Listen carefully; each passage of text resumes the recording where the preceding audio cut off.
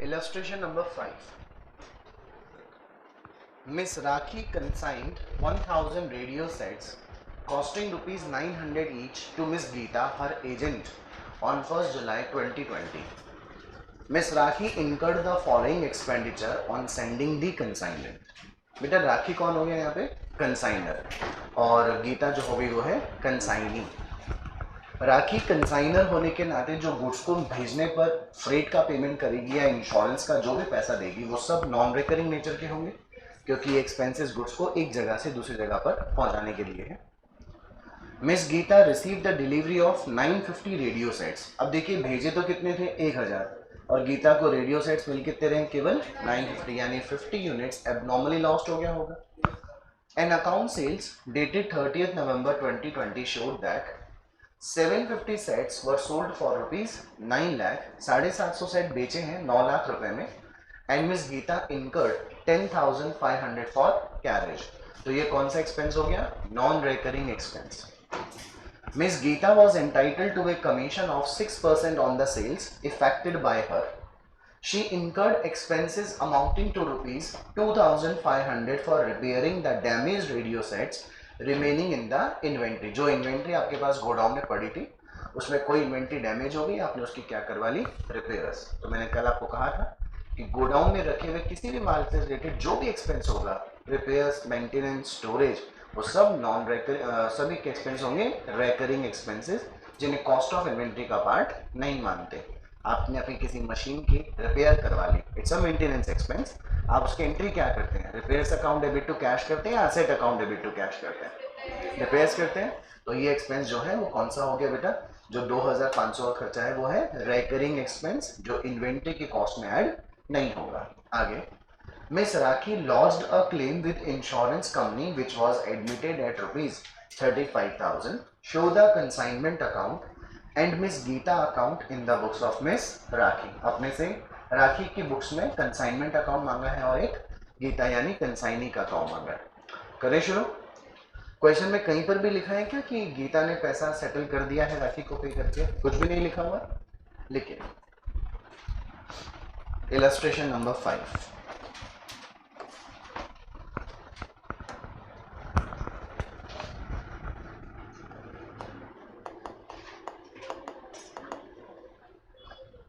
In the books of Rakhi,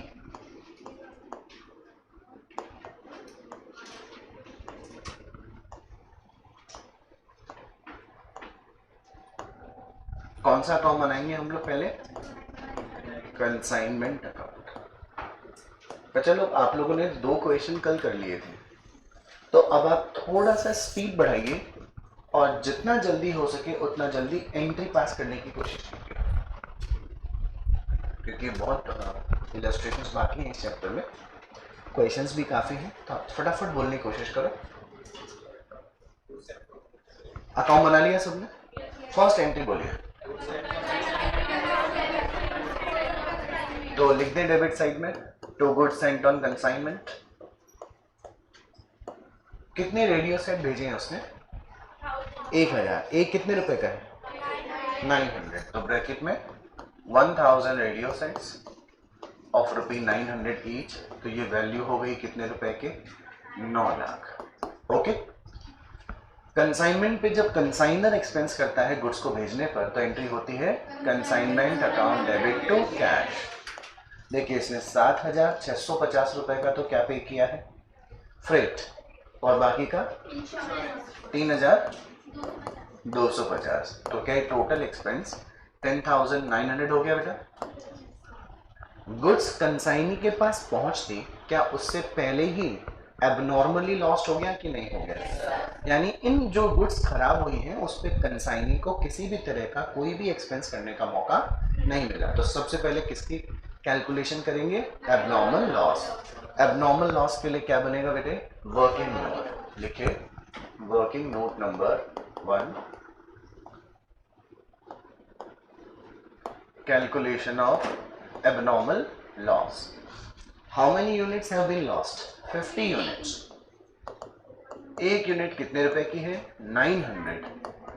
तो उनकी direct कीमत तो 45,000 की हो गई, लेकिन कंसाइनर ने गुड्स को भेजने पर कुछ 10,900 का एक्सपेंस किया था, जो कितनी यूनिट को भेजने पर किया गया था?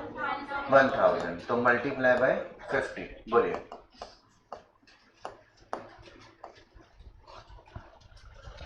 देखो 545 रुपए आ रहे हैं क्या? कितना हो गया? 45,545। कंसाइनी के एक्सपेंस क्यों ऐड नहीं होंगे? कंसाइनी को कोई भी एक्सपेंस करने का इस पर चांस नहीं मिला है, इसलिए कोई भी एक्सपेंस प्रोपोर्शनेटली इसमें ऐड नहीं होगा। ध्यान दे, लिख लिया आप सबने?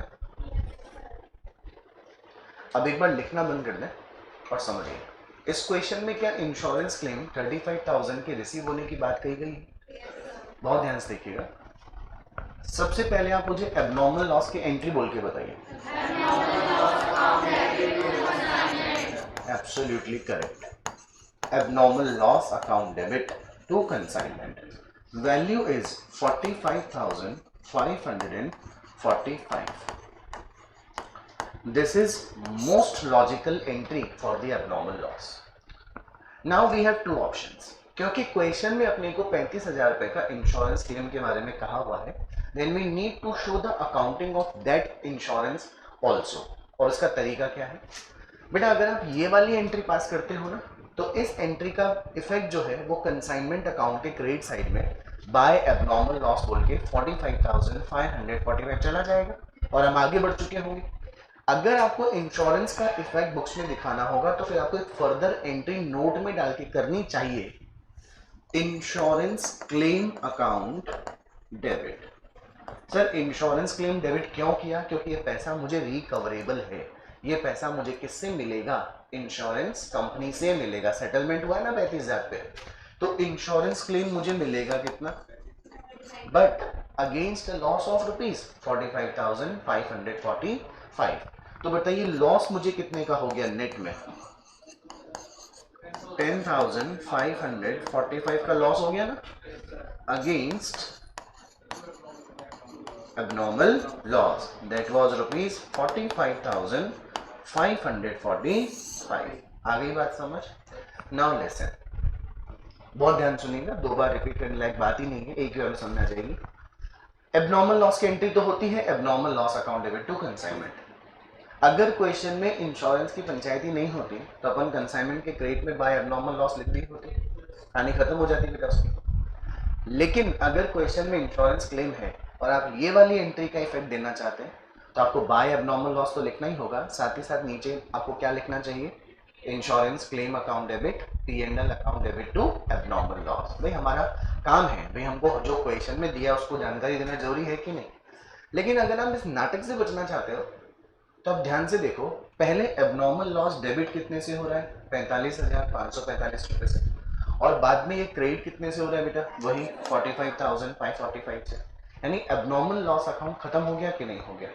अब क्या दो अकाउंट डेबिट हुए? बोलिए। Insurance claim account debit, P&L account debit to consignment account. Okay, अगर मैं ये वाली एंट्री करता हूं तो भी कंसाइनमेंट पे इफेक्ट क्रेडिट साइड में इस वैल्यू को आएगा कि नहीं आएगा? और अगर मैं इन दोनों की कंबाइन एंट्री शो करता हूं तो भी कंसाइनमेंट अकाउंट में इफेक्ट 45,545 आएगा कि नहीं आएगा? और हमारा बेसिक और ओरिजिनल पर्पस यही है कि हमें कंसाइनमेंट को क्रेडिट करना है by the amount of abnormal loss, by the amount of. सभी को बात समझ में आ गई? ध्यान रहेगा आगे। तो अभी हम लोग बाय, लिखो मेरे साथ अब, insurance claim by profit and loss account. 35,000 का तो क्लेम और 10,545 रुपीज का net of abnormal loss.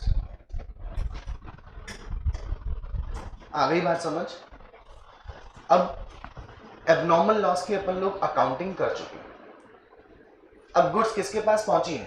Consignee के पास। कंसाइनी ने कितने रेडियो सेट्स को गोडाउन तक पहुंचाया था? 950 radio sets. And we have seen कि 10,500 का खर्चा भी लगा था बेटा। एंट्री बोलिए कंसाइनी जो खर्चे करता है, consignment account debit to consignee. यहाँ पे कंसाइनी का नाम क्या है? गीता। गीता ने दो खर्चे किए हैं हमारे बिहाफ पर, एक तो गुड्स को गोडाउन तक पहुंचाने का कैरेज ₹10,500, और जो इन्वेंट्री उसके पास गोडाउन में रखी हुई है वो थोड़ी खराब हो गई, आपने उसकी क्या करवा ली बेटे, रिपेयर्स। रिपेयर एक्सपेंस कितना हो गया, 2,500। और साथ ही साथ हम इस क्वेश्चन में कंसाइनी गीता को क्या देने वाले हैं, तो कमीशन को भी अपन यहाँ साथ के साथ लिख देते।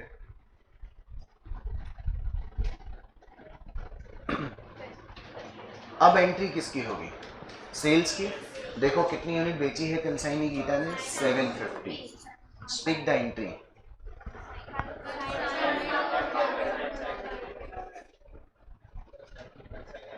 Consignee account debit to consignment, consignee कौन, गीता। ब्रैकेट में क्या लिख दिया हम लोग, कितनी यूनिट बेची है उसने, 750 यूनिट्स। कुल मिलाकर कितने रुपए में बेची, 9 लाख। अच्छा जब देखो ये जो कॉस्ट आप लगती देख रहे हैं वो कितनी यूनिट की थी पहले, उसमें से आपने 50 यूनिट की कॉस्ट को एबनॉर्मली हटा दिया कि नहीं हटा दिया। डेबिट में अब कॉस्ट रिमेनिंग 950 यूनिट्स की रहेगी, उसमें से आपने कितनी यूनिट को बेच दिया, कितनी बची, अनसोल्ड लिखना पड़ेगा। अच्छा 9 लाख का 6% कमीशन देना है अपने को, इसे 9 लाख का 6%, क्वेश्चन में दिया था 54,000 का कमीशन आ गया। टोटल वैल्यू बताइए ये, हाँ 6% है ना, तो 9 लाख का 6% 54,000 हुआ ना, ये हो गया 67,000। अच्छा अनसोल्ड स्टॉक की एंट्री क्या सिखाई आपको मैंने, बाय अनसोल्ड स्टॉक, ब्रैकेट में वर्किंग नोट नंबर 2।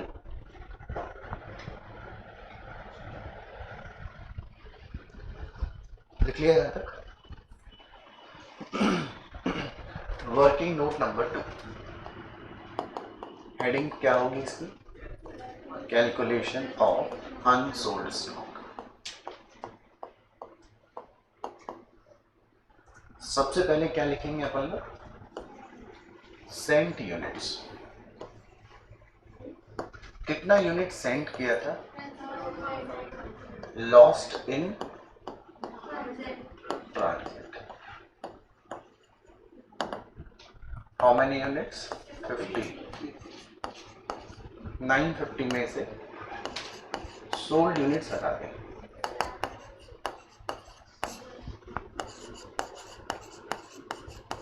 तो आपके पास अनसोल्ड कितनी होगी, आ गई आपको बात समझ। अब अपने को वैल्यूएशन जो करना है वो 200 यूनिट का ही करना पड़ेगा, 200 यूनिट्स, एक यूनिट की प्राइस कितनी है 900, ये कितना हो गया बेटा 1,80,000। ओके, कंसाइनर के एक्सपेंसेस अपन ऐड करेंगे, कंसाइनर के एक्सपेंस है 10,900 जो उसने भेजी गई, 1,000 यूनिट पे स्पेंड किए थे, 10,900 divide by 1,000 multiply by 200 units, this is rupees 2180। अच्छा कंसाइनी के कुछ एक्सपेंसेस नॉन रेकरिंग नेचर के हुए हैं ना, कौन से हुए थे, 10,500। रिपेयर्स के ऐड नहीं करने, ध्यान रखिएगा, रिपेयर्स के खर्चे मेंटेनेंस के एक्सपेंस होते हैं बेटा। 10,500 बताइए फटाफट बताइए, 1000 पे किया होगा कि 950, absolutely correct, divide by 950 multiply by 200, fraction में आया होगा, तो 2211 कर दें इसको, 2211, टोटल बताइए,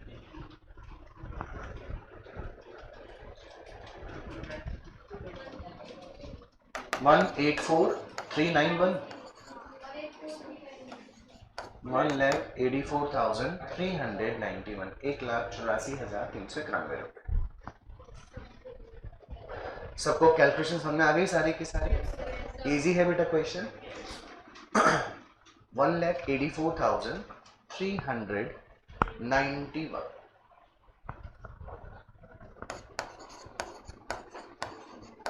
अब जब सारी कैलकुलेशन हो गई, लेट्स कैलकुलेट प्रॉफिट और लॉस। क्रेडिट साइड का टोटल लगाओ।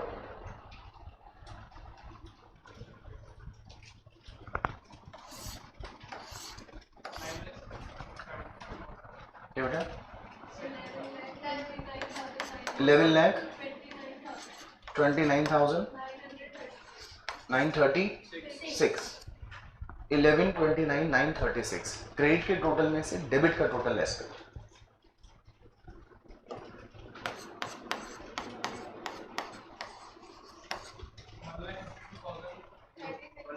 152,036, 1,52,036 रुपए का प्रॉफिट हो गया एंड टोटल इज 11,29,936 रुपए। This is your consignment account.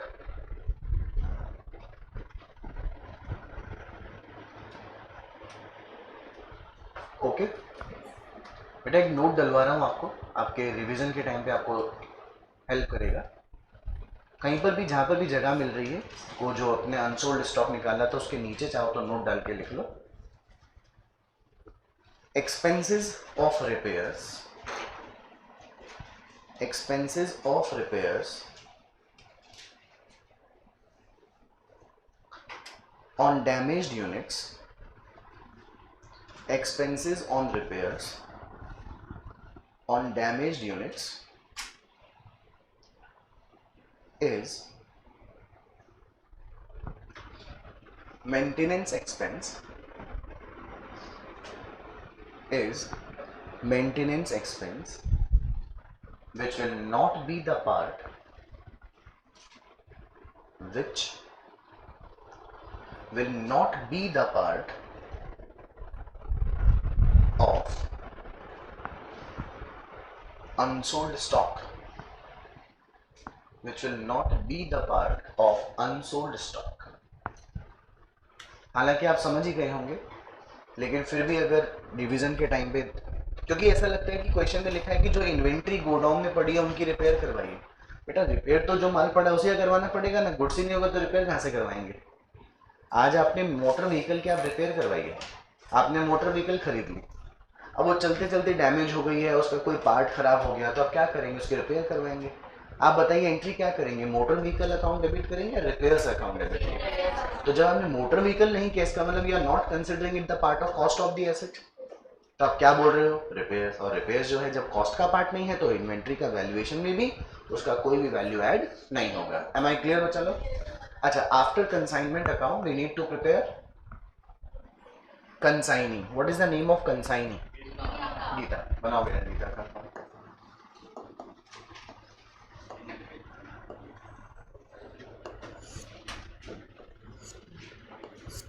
Gita को हमने एक बार हमारा डेटर बनाया, तो Geeta account debit to consignment. ये तो थी सेल्स, जो उसमें हमारा माल 9 लाख रुपए में जो सेल किया था वो।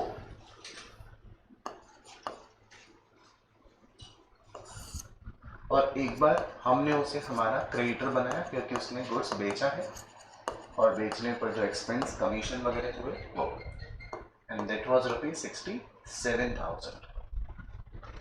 डिफरेंस 8,33,000 रुपीज का आ गया क्या? क्वेश्चन में कहीं लिखा था Geeta settled her account immediately? No, in the absence of information by balance CD. Okay बेटे,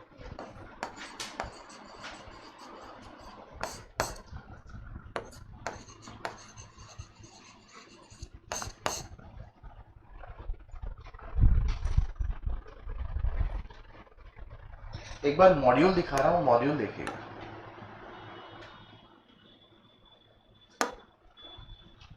हमने तो बाय बैलेंस सीडी लिखा था, इसमें क्या लिखा है देखो, वैल्यू कितनी है वही 8,33,000, लेकिन इसे नोट नीचे नोट डाला है।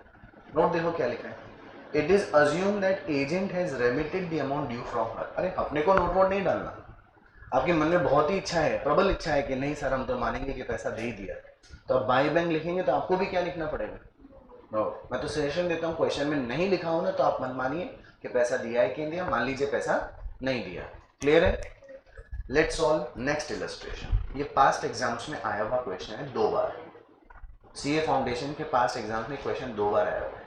ध्यान से देखो illustration number 6। Vikram milk food company limited of Vikrampur sent to Sundar stores Sonpuri 5000 kilogram of baby food which is packed in 2000 tins of net weight of 1 kg। बेटा 1 किलोग्राम के तो 2000 टिन है और 6000 पैकेट्स हैं नेट वेट हाफ kg वाले, यानी 2000 multiply 1 kg 2000 kilogram हो गया और 6000 पैकेट्स ऑफ हाफ kg यानी 3000 किलोग्राम। 3000 प्लस 2000 कितना हो गया 5000 for sale on consignment basis. The consignee's commission was fixed at the rate 5% of sales proceeds. The cost price and selling price of the product were as under. 1 kg वाले tin की cost price है 10, half kg वाले की cost price है 6, selling price है 1 kg वाले की 15 और हाफ kg वाले की है 7। Cost price selling price. इस लाइन को पढ़ के बताइए शुरू से, यहाँ से सब बच्चे पढ़िए।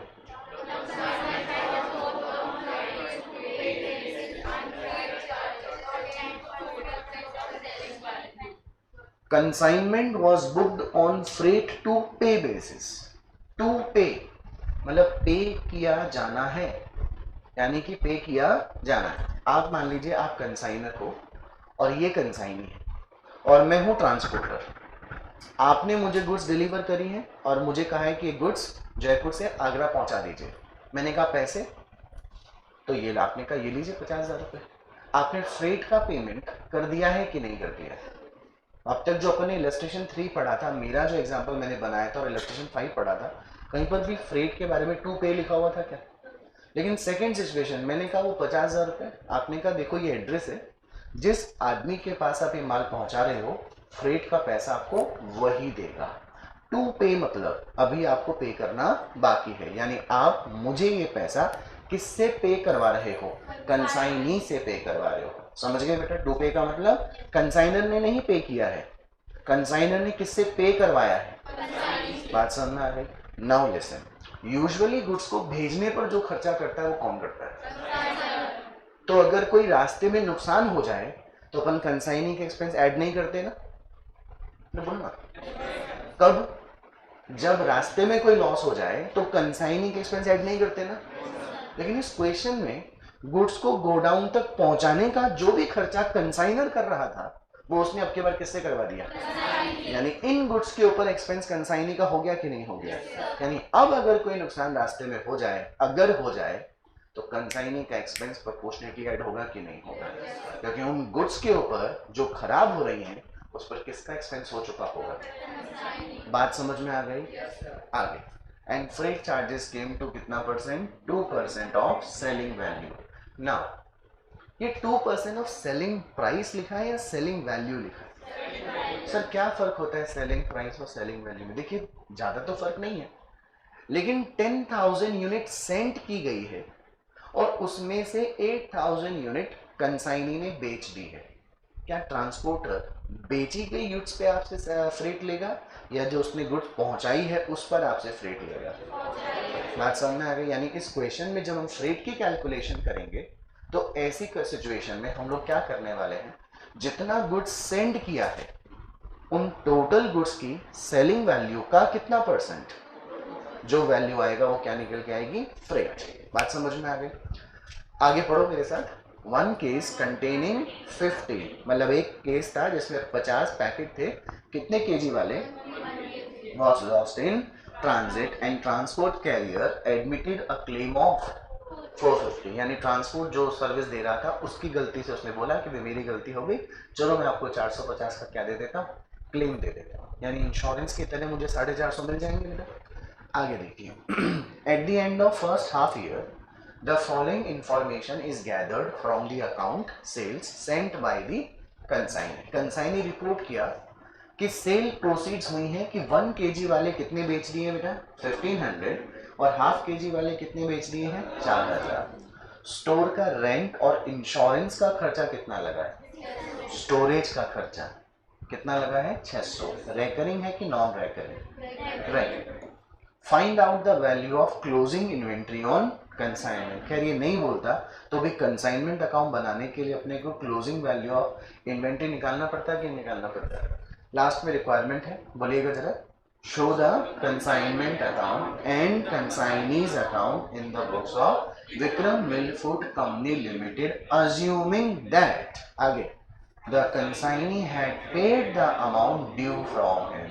अब हमको क्वेश्चन में साफ साफ दे दिया कि कंसाइनी हमें क्या दे रहा है बेटे, पैसे दे रहा है, तो अपन लोग बाय बैलेंस शीट नहीं लिखेंगे, बाय कैश और बैंक लिख के सेटल कर देंगे अकाउंट। ठीक ठाक सा क्वेश्चन है, करें हम लोग शुरू। लिखो illustration number 6।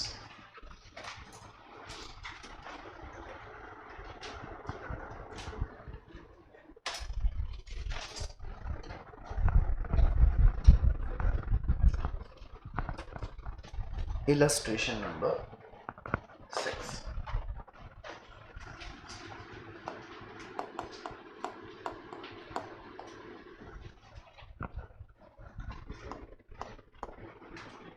In the books of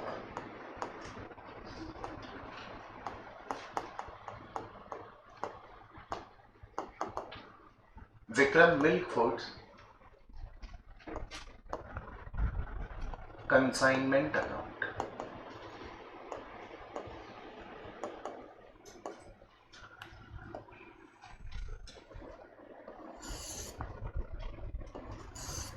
format ready सभी का। What is first entry?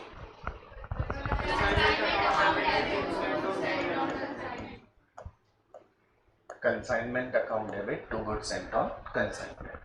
बेटा दो तरह की यूनिट है यहाँ पे, 1 kg वाले तो कितने पैकेट हैं, 2000, जिनके कॉस्ट प्राइस देखिए कितनी थी वहां पे, 10 रुपए थी। तो ये तो कितना हो गया, 20,000। और हाफ kg वाले की यूनिट कितनी थी, जिसकी प्राइस कितनी है, 6, तो ये कितना हो गया, 36। बोलो कितना हो गया, हो गया 56,000। 1 kg वाले की तो प्राइस है 10 रुपए, तो 2000 के हिसाब से 20,000। 6,000 में हाफ kg वाले पैकेट की जो प्राइस है वो 6 रुपए है, तो 6,000 की हो गई 36,000, टोटल हो गया 56,000।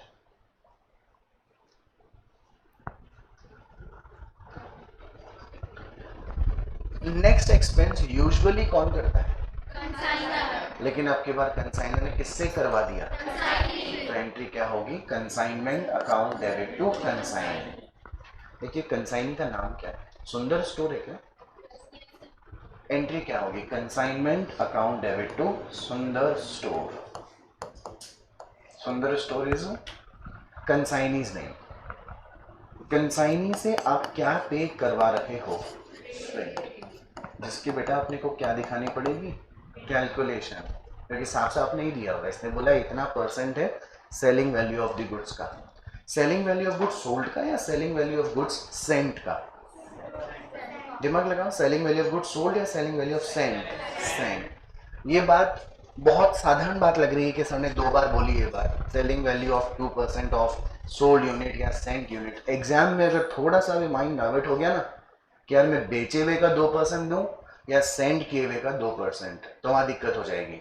फ्रेट भाड़ा, ट्रांसपोर्टर एक भी यूनिट पहुंचाएगा तो उसका लेगा, 1000 पहुंचाएगा तो लेगा, कंसाइनी माल नहीं बेच पाया तो क्या भाड़ा नहीं मिलेगा, ट्रांसपोर्टर को मिलेगा ना, इसलिए selling value of the goods sent. Now freight की calculation, working note number 1, working note number 1, calculation of freight. और अपने को कैसे पता चला कि कंसाइनी पे कर रहा है, क्योंकि वहां लिखा था consignment was booked on freight to pay basis. To pay का मतलब कंसाइनी को पे करना है। अब एक बात ये बताओ, 1 किलोग्राम का, हाफ केजी का अलग अलग निकालो या कंबाइन निकालो, आर यू श्योर, सोचिए जरा। नहीं, वैल्यू तो मैं ऐड कर लूंगा, उसका 2% देना है ना, परसेंटेज तो सेम ही है ना। कंबाइन निकालो क्या या अलग अलग निकालो, 2 बार सोचो ना, कंबाइन वाले 2 बार सोचिए कि कंबाइन निकालने से नुकसान क्या होगा, फ्रेट का आंसर तो आ जाएगा। लॉस का वैल्यूएशन करने जाओगे तो लॉस 1 kg वाले का हो रहा है। अनसोल्ड यूनिट का वैल्यूएशन करने जाओगे तो अनसोल्ड में 1500 1 kg वाली बिक रही है, 4000 हाफ kg वाली बिक रही है। बोलिए, तो आपको उस टाइम पे क्या करना पड़ेगा, अलग अलग कैलकुलेशन करनी पड़ेगी। तो यहीं पे अगर क्या कर दें तो वहीं से प्रोपोर्शनेट वैल्यू निकालना इजी हो जाएगा हमारे लिए। देखो बेटा, सबसे पहले तो 1 kg वाली यूनिट कितनी किलोग्राम है, 2000 किलोग्राम। इसकी सेलिंग प्राइस देखो कितना रुपए है, 15 है क्या, तो ये कितना वैल्यू आ गया, 30,000। हाफ kg वाले प्राइस की बात करें तो हाफ kg वाले पैकेट कितने हैं, 6000, जिनकी सेलिंग प्राइस कितनी है, 7। ये कितना हो गया बेटे, 42,000। इसका कितना परसेंट, 2%, और इसका भी 2%। 42,000 का 2% बोलो फटाफट। हाँ जी, 840। अब टोटल कितना हो गया, 1400। This is the valuation of freight.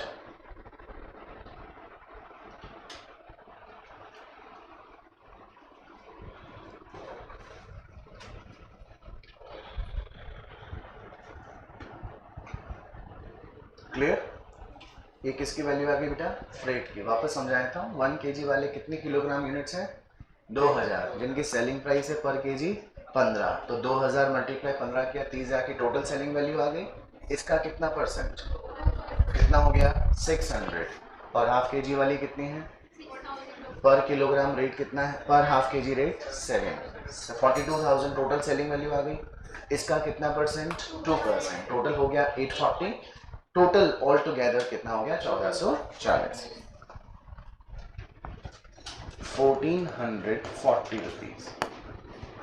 देखो, कंसाइनी ने रेंट एंड गोडाउन में रखे हुए माल का भी क्या पे किया होगा, इंश्योरेंस। तो गोडाउन में गुड्स को रखना, उसका इंश्योरेंस करवाना मेंटेनेंस का पार्ट है। कितना रुपए खर्च किया, देखो 600। और क्योंकि हम उसे जब कमीशन देंगे तो उसकी एंट्री भी कंसाइनमेंट टू कंसाइनी होगी, इसलिए कमीशन को फिलहाल छोड़ दीजिए। क्या इस क्वेश्चन में एबनॉर्मल लॉस हुआ, बोलो कोई डाउट है, कौन सा,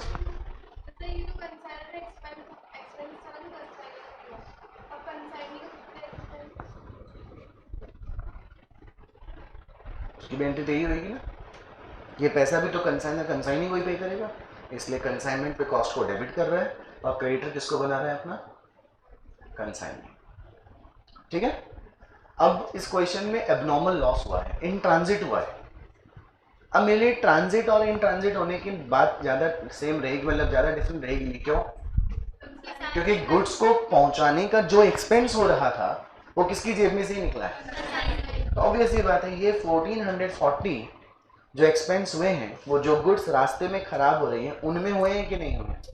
पहले एबनॉर्मल लॉस की एंट्री बोल दो, abnormal loss account debit to consignment. लेकिन क्या इस क्वेश्चन में 450 रुपए का क्लेम मिल रहा था कि नहीं मिल रहा था। तो पहले चलो एबनॉर्मल लॉस का वैल्यूएशन कर लेते हैं। वर्किंग नोट नंबर 2,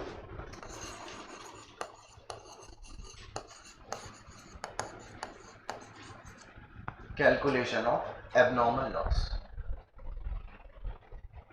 1 kg वाली कितनी यूनिट्स खराब हो गई, 50 है ना। अच्छा, ये पेन मैंने 10 रुपए में खरीदा है और 15 में मैं इसे बेच सकता था, लेकिन मैं बेचता उससे पहले ही चोरी हो गया। तो लॉस 10 रुपए का हुआ कि 15 रुपए का हुआ। Loss will be valued at cost always. इस लाइन को बोलिए, loss will be valued at cost always. हमेशा लॉस का वैल्यूएशन उसकी कॉस्ट पे होगा। पर यूनिट कॉस्ट कितने रुपए की थी, 10। तो यानी 500 रुपए तो उसकी डायरेक्ट जो प्राइस थी वो निकाल लिया अपन लोगों ने।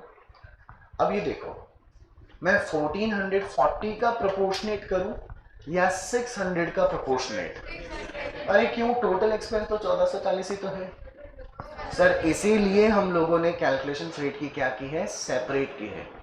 नाउ यहाँ पे जो फ्रेट का खर्चा होगा वो 600 डिवाइड बाय कितना यूनिट, फटाफट 2000। 600 का जो भाड़ा लगा था वो कितने यूनिट पर लगा था, 2000, और खराब कितनी हुई है 50, बोलिए 15 रुपए। This is the value of abnormal loss. ठीक है, 2000 पे हुआ है 600 का खर्चा, तो 50 पे होगा 15 रुपीज। अगर इंश्योरेंस के रूप में अपने को 450 कंसाइन से कैरियर से नहीं मिल रहे होते तो अपन बाय एबनॉर्मल लॉस अभी 550 लिख दिए होते। लेकिन अगर 450 मिला तो अपने लिए देखा जाए तो एक इंश्योरेंस की तरह ही क्लेम कवर हो रहा है कि नहीं हो रहा है, बाय इंश्योरेंस क्लेम।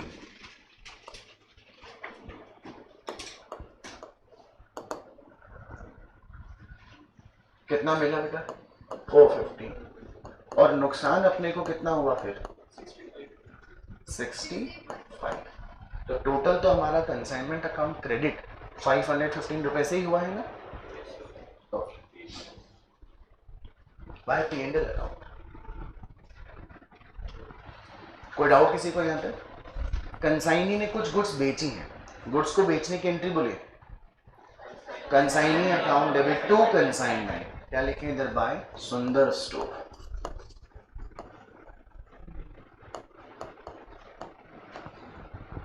और ब्रैकेट में क्या लिखेंगे अपन, सेल्स बाय सुंदर स्टोर, ब्रैकेट में सेल्स। बेटा 1 kg वाली कितनी यूनिट बेची गई है, जिनकी सेलिंग प्राइस कितनी है, देखो दिस इज 22,500, और हाफ kg वाली कितनी बेची है, जिसकी सेलिंग प्राइस कितनी है, ये 28,000 हो गया। टोटल बोलिए बेटा 50,000।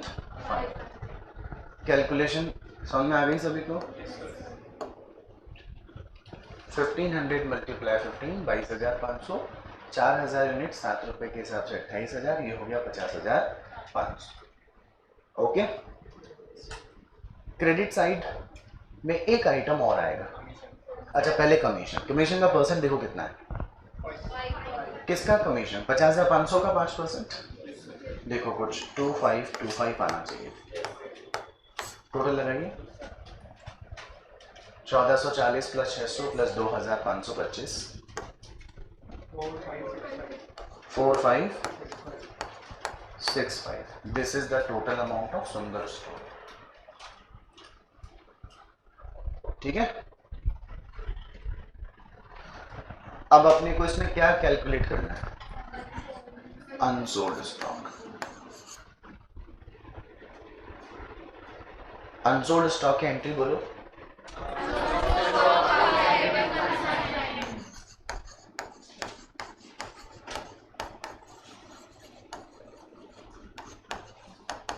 Working note number 3।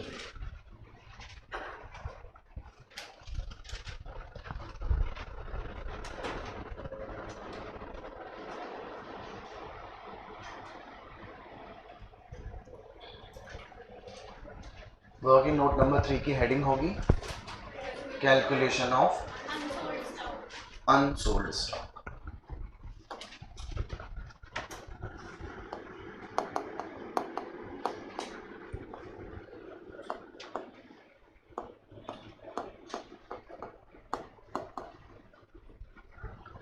बेटा अपने पास दो तरह का यूनिट है, एक जिसकी क्वांटिटी कितनी है 1 किलोग्राम, और एक है जिसकी क्वांटिटी हाफ kg। 1 kg वाली यूनिट बेटा हमको हालांकि इतना पता है कि भेजी थी अपन ने 2000, 1 kg वाली 50 खराब हो गई तो कितनी बची होगी 1950, उसमें से बेच कितनी दी 1500, बची कितनी होगी 450। लेकिन फिर भी लिखने से थोड़ा सी हेल्प मिल जाएगी, लेस लॉस्ट। अब मैं लॉस्ट इन ट्रांजिट लिखूं और चाहे नहीं लिखूं कोई मैटर करेगी क्या वो बात?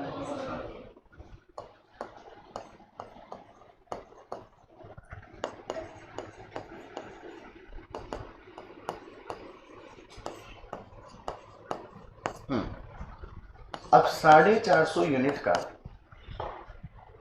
पर यूनिट प्राइस 10 रुपए था क्या, तो ये आ गया 4005। दिमाग चल रहा है ना साथ साथ। क्या प्रोपोर्शनेट, 1440 का प्रोपोर्शनेट या 600 का प्रोपोर्शनेट? 600, बिकॉज अभी मैं कैलकुलेशन किसकी कर रहा हूँ, 1 kg वाले। 600 कुल मिलाकर कितने किलोग्राम मटेरियल पे किया गया था, 2000। और ऐसी खराब कितनी यूनिट हुई है, सॉरी अनसोल्ड कितनी है, 450। कितना, यहाँ 1350 है बेटा, 600 तो खर्चा ही है। 135।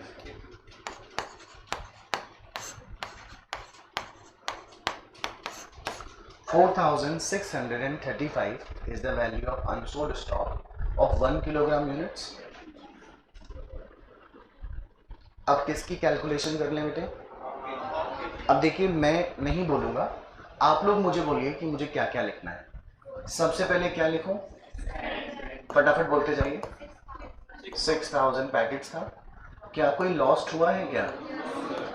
कोई लॉस नहीं हुआ सर, तो बचा हुआ कितना ही होगा, 6000। अब बताइए कितना अनसोल्ड, ओके।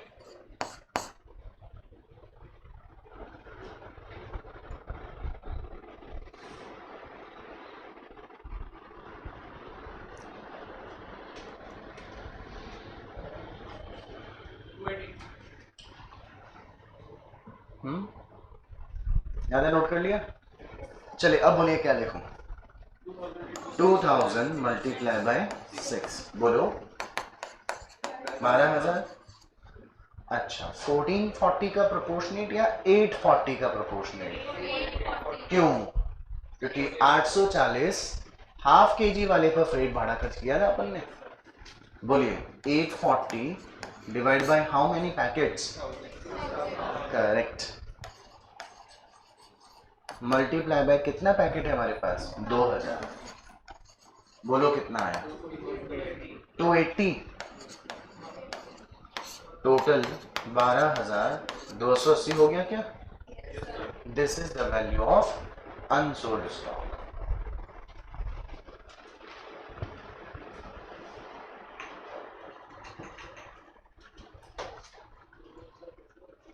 कैसा लगा वर्किंग नोट? सही था एकदम। पास्ट एग्जाम्स में 2 बार आया हुआ क्वेश्चन है और कोई सरप्राइज नहीं होगा इस बार भी वापस आ जाए। यूनिट 2000 की बजाय 4000 की जा सकती है ना, 6000 पैकेट के बजाय 12000 किए जा सकते हैं। वैल्यू 10 टाइम्स हो सकती है, डिवाइड बाय 2 1, कैसा भी करना चाहे कर सकते हैं। कॉन्सेप्ट अगर सेम रहा तो सिर्फ वैल्यू चेंज करनी होगी, आंसर तो आप निकाल सकते हो ना बेटे। पूरा का पूरा चैप्टर जो है वो बहुत शांति से हर एक चीज को ध्यान से पढ़ने वाला है। 2-3 बातें अपने फिलहाल डिस्कस करी कि इस क्वेश्चन में फ्रेट का पेमेंट कंसाइनर ने खुद नहीं किया, किससे दिलवाया? तो ये बात तय हो गई आप लोगों को कि अब चाहे नुकसान रास्ते में हो और चाहे at the place of consignee हो, खर्चा किसने करा है? तो फिर लॉस इन ट्रांजिट वाला हो जाए चाहे at the place of consignee हो जाए, कंसाइनी के एक्सपेंसेस का प्रोपोर्शनेट वैल्यू ऐड होगा ही होगा। और अगर अपने को ये परसेंटेज से सेलिंग प्राइस निकालने वाली कोई बात आई तो कंबाइन नहीं निकालना है, अलग अलग निकालना है, क्योंकि बिका कुछ और होगा 1 kg वाला, हाफ kg वाला कुछ और, तो प्रोपोर्शनेट निकालना दिक्कत हो जाएगा अपन ने कंबाइन कर दिया तो। हाँ जी, बाय अनसोल्ड स्टॉक कितना, 1 kg वाला तो कितना था, 4635 और हाफ kg वाला था, दोनों का टोटल लगाइए 16,915 रुपीज। और अब क्रेडिट का टोटल 67,930, 67,930। इसमें से डेबिट के आइटम लेस करो, प्रॉफिट आया 7,330। 365 67930. This is your consignment account.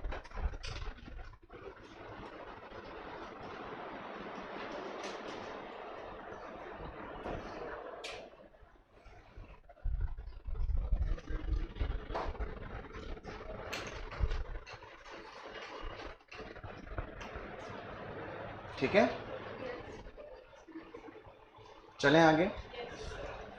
कौन सा अकाउंट बनाने को बोला था? कंसाइनी का भी अकाउंट बनाने को बोला, ये कर लिया नोट?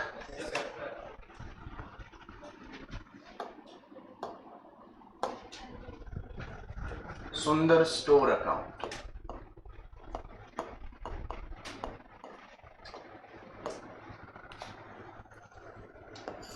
सुंदर स्टोर को आपने डेटर भी बनाया है और क्रेडिटर भी। डेटर तो बनाया था आपने गुड्स के सेलिंग प्राइस से।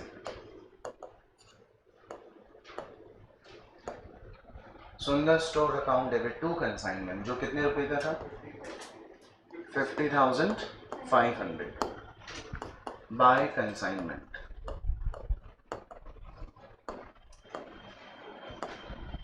कितना था? 4565। क्वेश्चन में साफ साफ मेंशन था कि कंसाइनी ने पैसा देकर अपना अकाउंट सेटल कर लिया। डिफरेंस वैल्यू बताइए, फिर से बोलिए। 45,935, 45,935 ना। दिस इज द कंसाइनीज यानी सुंदर स्टोर अकाउंट।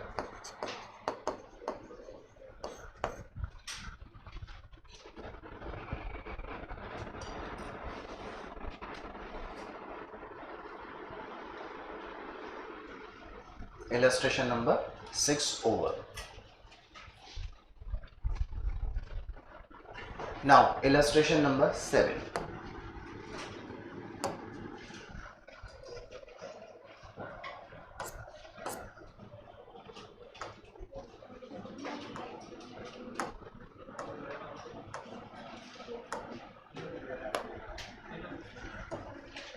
इलस्ट्रेशन नंबर 7 थोड़ा सा अलग है, लेकिन सबसे आसान क्वेश्चन है इस चैप्टर का। Shri Mehta of Mumbai consigns 1000 cases of goods costing ₹1000 each to Shri Sundaram of Chennai. Consignor का नाम क्या है? श्री मेहता। कितना यूनिट भेज रहा है वो? 1000 केसेस, जिसके प्राइस पर यूनिट कितना है बेटा? 1000। और कंसाइनी का नाम क्या है? सुंदरम, जो चेन्नई में रहता है। Shri Mehta pays the following expenses in connection with consignment: carriage 10,000, freight 30,000, loading charges 10,000। यानी कंसाइनर ने 50,000 का खर्चा किया है गुड्स को भेजने पर ओवरऑल। यहां से बोलना शुरू कीजिए। श्री सुंदरम सेल 700 केसेस, 7,000 नहीं 700 cases at the rate 1400 per case and incur the following expenses। क्या ये हम समझ चुके हैं पहले से? क्लियरिंग चार्जेस, जिस जगह माल पहुंचता है वहां से माल को अगर आपने कोई बाउंटी नहीं दी, कोई आपने पैसा नहीं दिया, टैक्स नहीं दिया, तो आपका गुड्स क्लियर नहीं हो सकता वहां से। तो आपको ये पैसा देना है ताकि गुड्स गोडाउन तक आ सके। रेकरिंग या नॉन रेकरिंग? लेकिन warehousing and storage recurring, packing and selling recurring. अब ये देखो, it is found that 50 cases have been lost in transit and 100 cases are still in transit। यानी कंसाइनी के पास अपन ने भेजा कितना यूनिट था? 1000। उसमें से 100 यूनिट तो किसी कारण से कंसाइनी तक पहुंच ही नहीं पाए होंगे और 50 यूनिट रास्ते में ही खराब हो गया होगा। तो 1000 माइनस 50 माइनस 100 यानी 150 लेस कर दो, तो कंसाइनी 850 का ही गुड्स रिसीव किया होगा। और अब इस क्वेश्चन में अनसोल्ड यूनिट जो है 850 पहुंची ना कंसाइनी के पास, उसमें से कंसाइनी बेच कितना चुका? तो 150 अनसोल्ड बचे। बेटा दो तरह का यूनिट अनसोल्ड बचे, एक तो वो 100 यूनिट जो अभी भी इन ट्रांजिट है और 150 यूनिट जो कंसाइनी के पास है। यानी दो तरीके से वैल्यूएशन करना पड़ेगा। 150 which are lying with consignee, 100 which are still in transit। क्योंकि अपन ने जो कंसाइनमेंट को डेबिट किया होगा प्लीज, आपको मैंने कल बताया था ना, जितना कंसाइनमेंट को अपन ने डेबिट किया है उसमें से जो नहीं बिक सकी या जो एबनॉर्मली लॉस्ट हो गई उन सबको क्या करना पड़ेगा, क्रेडिट करना पड़ेगा। समझ में आ गई मेरी बात? आगे, Shri Sundaram is entitled to a commission of कितना परसेंट, 10% ऑन ग्रॉस सेल्स।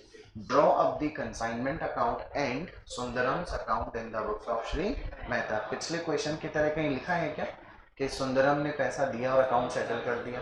चलिए लिखिए, बहुत बहुत ज्यादा इजी क्वेश्चन है। Illustration number 7,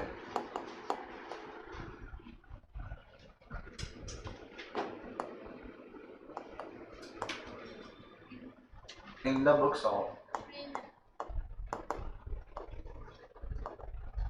Shri Mehta.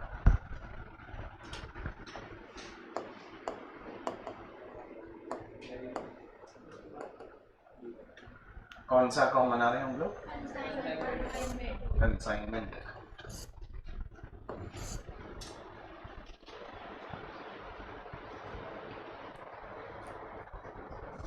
First entry,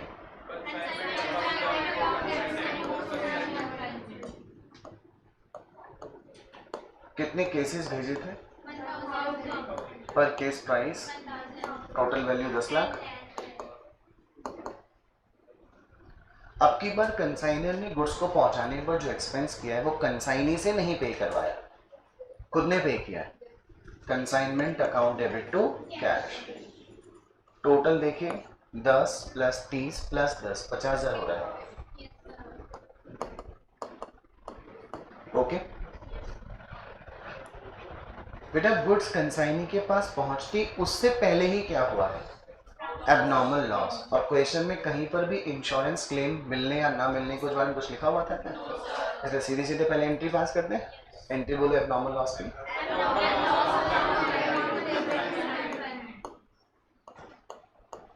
bye abnormal loss, working note number 1।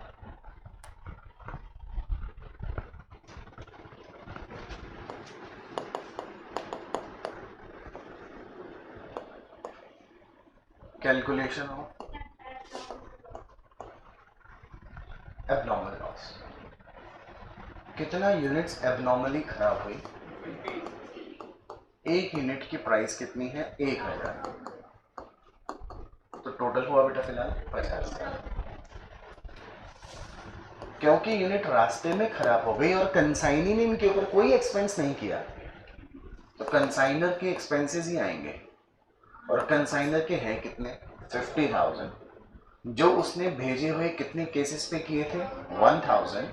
और ऐसे कितने केसेस खराब हुए हैं? 50। बोलिए 5,000, 250, 2500।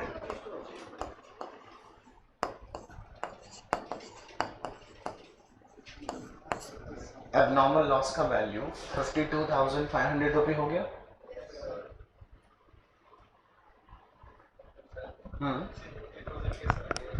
कंसाइनर +10, नीचे देखो, कंसाइनर ने 3 खर्चा किया है ना।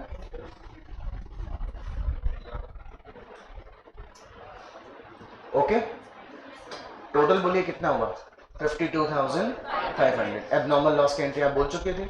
Abnormal loss account debit to consignment ₹52,500। अच्छा, कंसाइनी के पास जो गुड्स पहुंची है उस पर कंसाइनी ने क्लियरिंग चार्जेस और फर्दर एक्सपेंसेस भी किए हैं, तो एंट्री होगी consignment account debit to consignee, यानी consignment account debit to Sundaram's account. सबसे पहला कौन सा खर्चा? क्लियरिंग चार्जेस, जो कितने बेटा? इसके बाद वेयर हाउस है क्या? वेयर हाउस एंड स्टोरेज कितना रुपीस? 17,000। और कुछ पैकिंग है ना,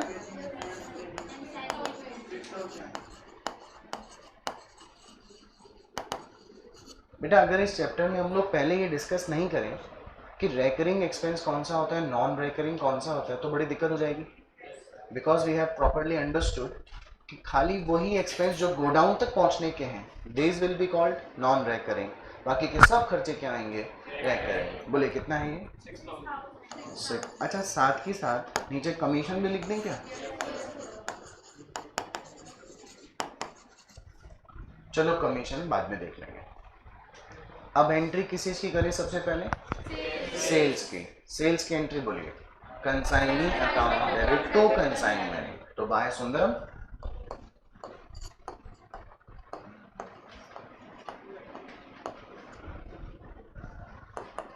ब्रैकेट में क्या लिख दें बेटा? सेल्स। कितना यूनिट बेच सका है वो? 7000 नहीं बेटा, 700। 7000 मत बोलिए, 700 मल्टीप्लाई बाय 1400, 9,80,000 और 10% commission on gross sale given था क्या? तो 9,80,000 का 10% बोलिए, 98,000 आ गया total.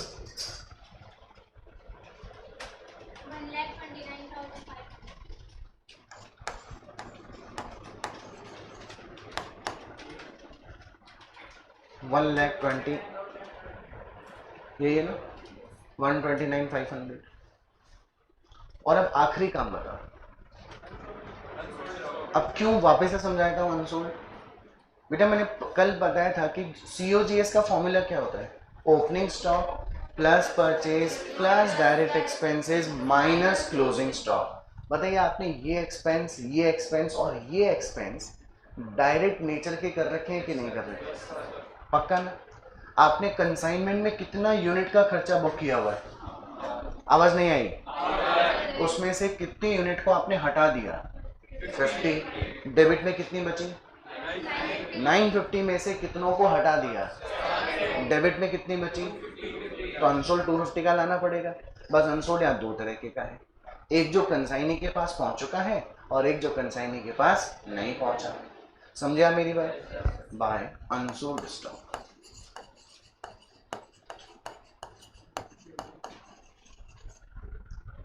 Working note number 2।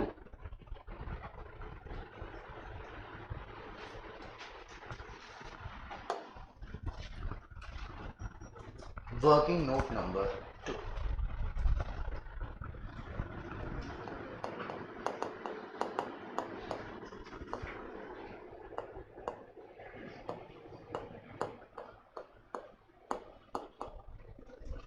Calculation of unsold stock.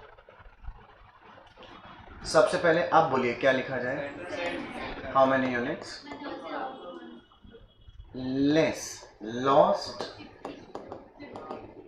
In transit, कितना बेटे?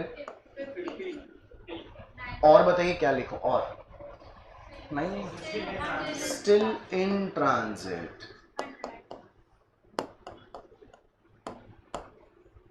कितना यूनिट? 100। तो बेटा रिसीव्ड बाय कंसाइनी कितना हुआ होगा?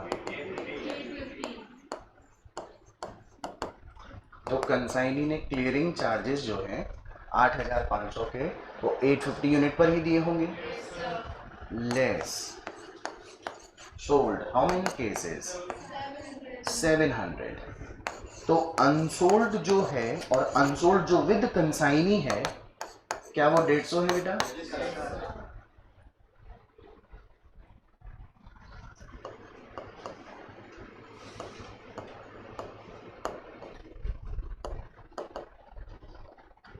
तो दो तरह का स्टॉक हो गया, स्टॉक विद कंसाइनी हो गया और एक स्टॉक इन ट्रांजिट हो गया। पहले यहां तक नोट करो।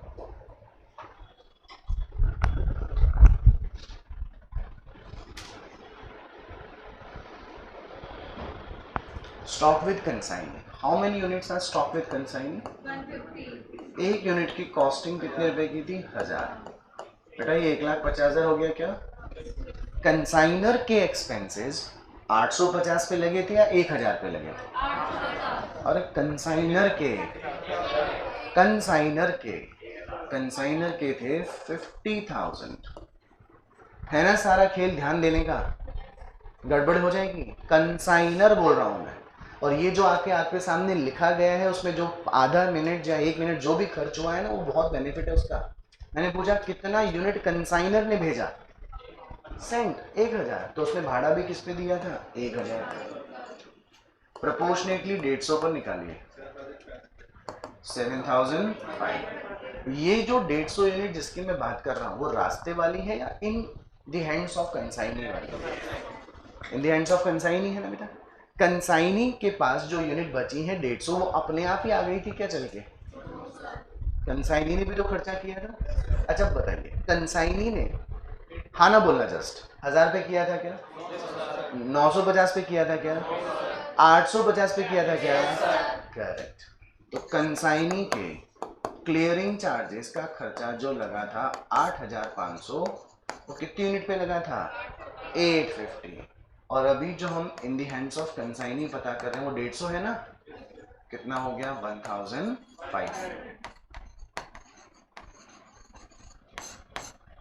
ये स्टॉक का वैल्यू जो इन दी हैंड्स ऑफ कंसाइनी है वो कितने रुपए का आ गया, 1,59,000। तुमको समझ में आया कि नहीं आया? पक्की बात समझ में आ गई। और अब एक कैलकुलेशन किसकी बनेगी, स्टिल इन ट्रांजिट।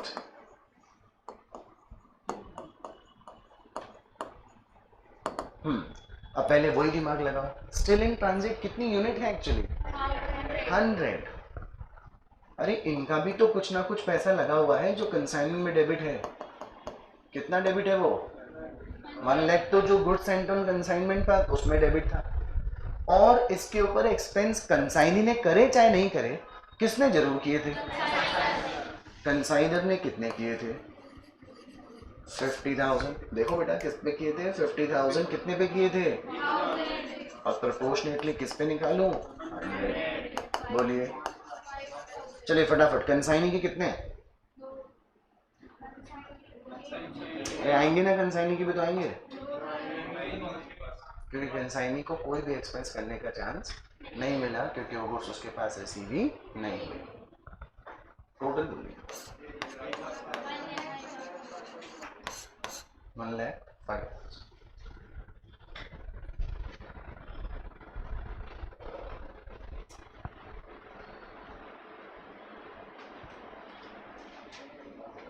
एक बार फटाफट रिवीजन, किसका फॉर्मूला हम लोग कैलकुलेशन कर रहे हैं फिलहाल।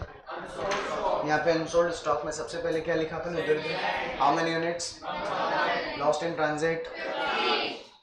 अगर इन ट्रांजिट नहीं होता तो रिसीव्ड बाय कंसाइनी 950 कंसिडर किया होता।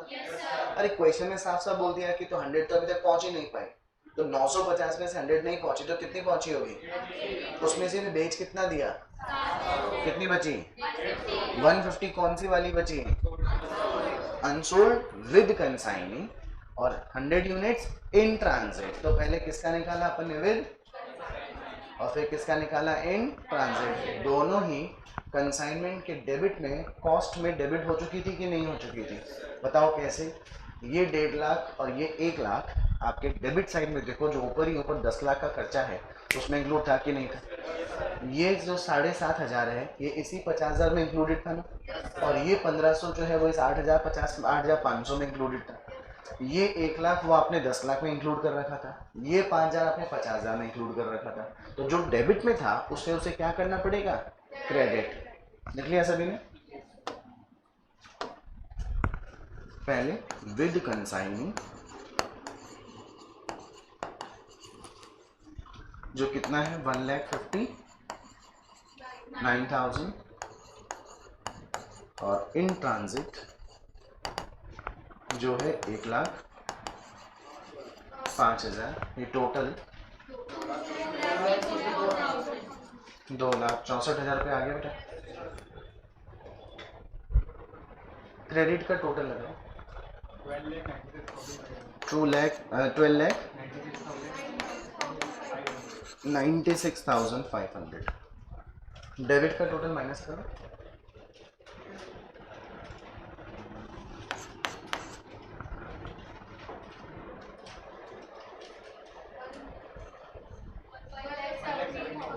1,17,000 प्रॉफिट। प्रॉफिट की एंट्री क्या होती है? Consignment account debit to P&L account.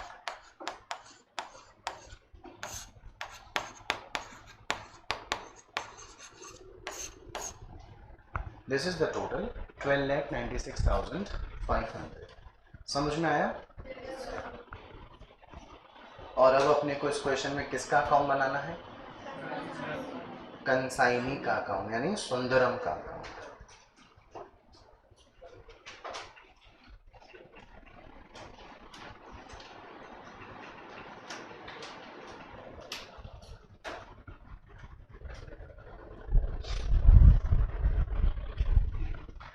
बनाओ Sundaram account.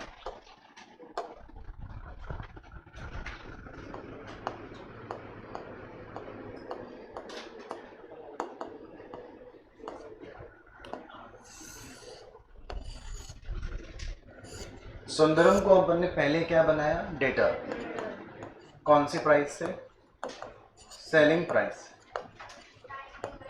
सुंदरम्स account debit to consignment, that was ₹9,80,000। और फिर हमने उसे क्रेडिटर बनाया था। क्या हुआ? क्या हुआ? By consignment. कितने रुपए का अमाउंट है बेटा? 1,29,500 का।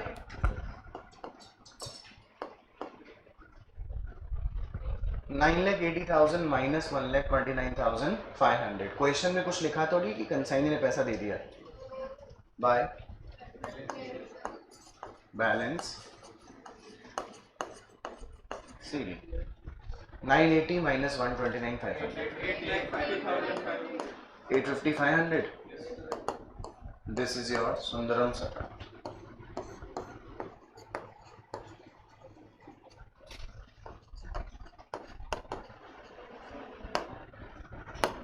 Okay, that's all for the day. आगे के जो टॉपिक्स हैं उस पे है इनवॉइस प्राइस पर कैलकुलेशन। तो इनवॉइस प्राइस का टॉपिक हमने अभी डिस्कस नहीं किया है, वो हम लोग कल डिस्कस करेंगे। बेटा आपको मैंने मेरा एक क्वेश्चन कल नोट करवाया था या परसों में नोट करवा के गया था? शायद परसों नोट करवा के गया था, है ना? तो हाँ, एक उसमें एक ब्रैकेट में देखो मैंने 100 के आगे 120 लिखवा रखा था, है ना? तो इसी एग्जाम्पल को अपन लोग कल डिस्कस करेंगे, जिसमें अपन रिकॉर्डिंग कौन सी प्राइस पे करने वाले होंगे? इनवॉइस प्राइस पे। क्या बोलते हैं उसे? इनवॉइस। 5 मिनट मेरी बात ध्यान सुन लीजिए, फिर कल ज्यादा दिमाग लगाने की जरूरत पड़ेगी नहीं। मैं कंसाइनर, आप मेरे अलग अलग एरिया लोकेलिटी में रहने वाले कंसाइनर। बेटा सेलिंग प्राइस ऑफ गुड्स कौन तय करेगा? मैं तय करूंगा या आप? मैं तय करूंगा, बिकॉज मुझे ही पता है कि मेरी कॉस्टिंग कितने की है। तो मैं एक प्राइस जरूर तय करूंगा जिस प्राइस पर कम से कम आपको क्या करना पड़ेगा? बेचना ही पड़ेगा। उससे कम प्राइस का मेरा गुड्स बेच नहीं सकते। That price I need to mention in true for my invoice, that is called invoice price. लेकिन कंसाइनर कंसाइनी को इस बात की परमिशन जरूर देता है कि मार्केट ट्रेंड को देखते हुए आप चाहो तो इस प्राइस के ऊपर क्या कर सकते हो? गुड्स बेच सकते हो। आपने कभी अगर शॉपिंग की हो घर वालों के साथ या कभी आप खुद गए हो, तो हमारे घर में जो मदर है ना, मम्मी जो है, उनकी बार्गेनिंग पावर बड़ी गजब की होती है कि नहीं होती? सेलर साड़ी का रेट बताया 1000, हम अगर होते यार 100 रुपए थोड़ा तो कम कर ही दे, और 100 रुपए कम करवा तो लगता है कि पता नहीं आज महान काम करके आए। मम्मी सीधे बोलती है 250 रुपए। कितने बोलती हैं? तो बोलते हैं मैडम 400 रुपए से एक भी प्राइस कम नहीं होगी। कुछ समझे मेरी बात? सीधा 600 रुपए लेस कर दिया कि नहीं करता? यानी कि सेलर तो कोई भी रेट तय कर सकता है कि नहीं कर सकता है, लेकिन उसने कहा 400 रुपए से एक भी प्राइस कम नहीं होगी, क्योंकि अगर वो कंसाइनी है तो उसको एक बात का जरूर पता था कि वो इस 400 रुपए से नीचे माल नहीं बेच सकता, क्योंकि कंसाइनर ने उसे क्या किया है? एटलीस्ट 400 में बेचने को कहा है कि नहीं है। कल को उसने नीचे बेच दिया तो जितना वो नीचे बेच रहा है वो नुकसान कंसाइनी उठाएगा कि नहीं उठाएगा? कंसाइनर तो कितने पैसे लेगा? 400। बात समझ में आ गई बेटा? इसीलिए कंसाइनर कंसाइनी को एक मिनिमम रेट देता है which is called invoice price. अब ये इनवॉइस प्राइस, मान लीजिए आप मुंबई हैं, आप बेंगलोर, आप अहमदाबाद, आप सूरत, आप चेन्नई और आप कहीं और, जैसे चेन्नई अपन ने पढ़ा, अभी अपन ने वो विक्रमपुर वाला पढ़ा था, सुंदर वाला पढ़ा था, कुछ तो पढ़ा था ना, अलग अलग जगह पे माल भेजते हैं अपन लोग। एक बात बताओ, मेरे गुड्स को आपके पास जो मैंने भेजा है, तो मैं आपको इनवॉइस प्राइस वही बताऊंगा कि जो मैंने आपको बताई है, या जो मैंने आपको बताई है इनवॉइस प्राइस वो मैं आपको बताऊंगा क्या? मेरी बुक्स में अलग अलग कंसाइनमेंट अकाउंट बनेंगे कि नहीं बनेंगे? क्या मैं मेमोराइज कर पाऊंगा कि मैंने कौन से कंसाइनी को कौन सी रेट पर माल बेचने के लिए कहा है? इसलिए पहली एंट्री आप कौन सी बोलते हैं, बोलिए? Consignment account debit to goods and down consign. अब तक तो आपने रिकॉर्डिंग कौन सी प्राइस पे सीखी है? कॉस्ट पे। अब आप यही एंट्री किस पे कर देना? इनवॉइस। तो मेरे को जब भी मैं लेजर अकाउंट देखूंगा, आपका लेजर अकाउंट देखूंगा, आपका लेजर अकाउंट देखूंगा, तो उसके डेबिट साइड में to goods and down consignment units तो जो इतनी भेजी हैं वो लिखी होंगी, और मल्टीप्लाई आपने कौन सी प्राइस से कर रखा होगा। कॉस्ट तो मुझे याद रखने की जरूरत ही नहीं है ना, कॉस्ट तो मुझे ही पता है। जयपुर में मेरे लिए कॉस्ट 1000 रुपए की लगी है, तो मुंबई भेजो कहीं भेजो, भेज तो 1000 वाला ही मार रहा हूँ ना, लेकिन अगर मैंने उसे किससे मल्टीप्लाई कर रखा है, तो मुझे अंदाजा हो जाएगा कि मैंने आपको जो माल गया है उसकी इनवॉइस प्राइस इतनी है। इसे कहते हैं recording of transaction at invoice price. लेकिन इससे रिलेटेड दो एडजस्टमेंट है, बाकी क्वेश्चन एज इट इज होगा। जो एग्जांपल मैंने दिया उसमें मैंने कोई फर्दर चेंज नहीं करवाया, सिवाय उसमें क्या लिखा हुआ है, 100 के आगे ब्रैकेट में 120। Question will be same and that will be discussed tomorrow. बेटे फटाफट बताओ, ये अपन ने 5 इलस्ट्रेशन किए, एक मेरा, एक illustration number 3rd, 5th, 6th, 7th, सभी समझ में आ गए कि नहीं आ गए? चलो कल आगे डिस्कस करें।